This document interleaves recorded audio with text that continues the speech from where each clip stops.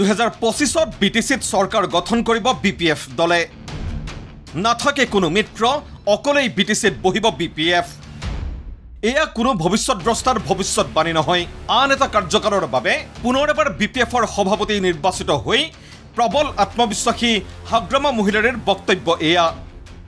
আজি ডেলিগেটৰ পৰা ডিস্ট্ৰিক্ট কমিটিৰ পৰা যিখিনি অপিনিয়ন লৈ আছে আমি চৰকাৰ অলৰেডি বনালে আৰু চৰকাৰ হোৱাৰ পিছত কি কাম কৰিব সেইটোৱে আমি আপোনালোকক আমি জনাই দিছোঁ মিত্ৰতাটো মততে আমি বিপিএফে কাৰো লগত মিত্ৰতা নকৰিব আমি বিপিএফ দলে স্পষ্ট কোনোবা দলে যদি কাৰোবাৰ লগত মিত্ৰতা হয় এইটো আমাৰ ক'বলৈ একো নাই মততে বিপিএফে কাৰোৰ লগত মিত্ৰতা নকৰি পেলাই নিৰ্বাচন কৰিব স্পষ্ট বিপিএফ প্ৰধানগৰাকীৰ এই আত্মবিশ্বাসৰ কাৰণ কি মহিলাৰ মতে 2025 বিটিআৰত অকলেই নিৰ্বাচন খেলিব বিজেপিয়ে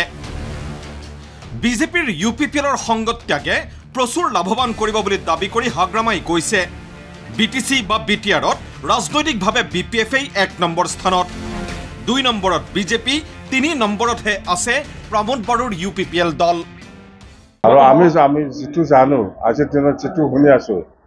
বিজেপিও কাৰো লগত মিত্ৰতা নকৰি পেলাই নিৰ্বাচন খেলিব বুলিহে আমি শুনি আছো ফিল্ডত আমাৰ বহুত লাভালাভ হ'ব আৰু আমি আজি ডেলিগেটৰ পৰা ডিস্ট্ৰিক্ট কমিটিৰ পৰা যিখিনি অপিনিয়ন লৈ আছে আমি চৰকাৰ অলৰেডি বনালে প্ৰমোদ বড়ো একো ফেক্টৰ নহয় আমি কৈছো বিটিসি অঞ্চলত বিপিএফে ৰাজনীতিভাৱে 1 নম্বৰ পজিশনত আছে আজিৰ দিনত সেকেণ্ডত বিজেপি আছে 3 নম্বৰতহে ইউপিপিএল দেওবাৰৰ পৰা দুদিনীয়াকৈ বিপিএফে অনুষ্ঠিত কৰিছে দলটোৰ 6ষ্ঠ ত্ৰিবাৰ্ষিক সমাৰোহ বহিছে বিপিএফৰ কেন্দ্ৰীয় কাৰ্যকৰী সমিতিৰ বৈঠক আৰু এই বৈঠকত দলটোৰ ভিন্ন স্তৰৰ প্ৰতিনিধিবৰ্গৰে আলোচনা কৰি হাগ্ৰামা মহিলাৰীয়ে কৰে 25ত হ'বই বিপিএফৰ চৰকাৰ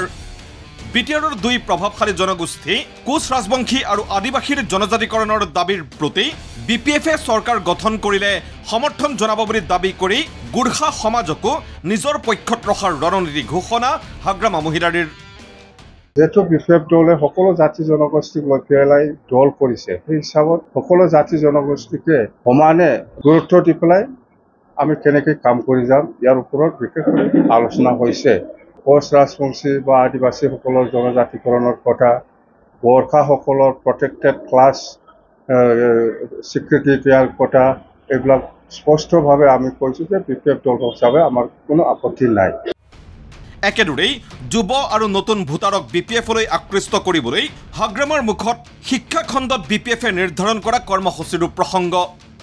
যিকোনো এক্সামত যাতে আমাৰ বিটিসিৰ ল'ৰা ছোৱালীসকলে ৰিটেন এক্সাম হওক বা মৌখিক এক্সাম হওক এইবিলাক যাতে আমি কোচিং দি পেলাই চাকৰি দিয়াৰ ক্ষেত্ৰত যাতে ইজি হয় সেইকাৰণে আমি প্ৰত্যেকটা ডিষ্ট্ৰিক্টত এটা কোচিং চেণ্টাৰ আমি বনাম বুলি এইবিলাক আমি ডিচিশ্যন লৈছোঁ আৰু প্ৰত্যেক বছৰত আমি এবাৰ ডিষ্ট্ৰিক্ট ৱাইজত ইয়থ ফেষ্টিভেল আমি বনাম বুলি আমি ডিচিশ্যন লৈছোঁ মুঠতে প্ৰবল আত্মবিশ্বাসেৰে একশন মুদত হাগ্ৰামা মহিলাৰী আৰু শেষত সাংবাদিকৰ প্ৰশ্নৰ উত্তৰত একেই আত্মবিশ্বাসেৰে হাগ্ৰামাই ক'লে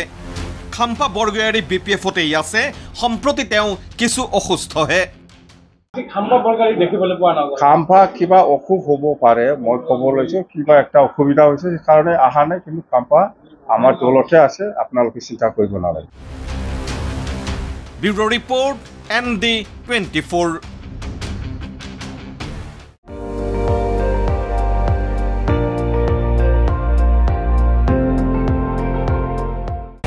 আপুনি চাই আছে ND24 সৰ্বশ্ৰেষ্ঠ নহয় সৰ্বোত্তমৰ দৌৰ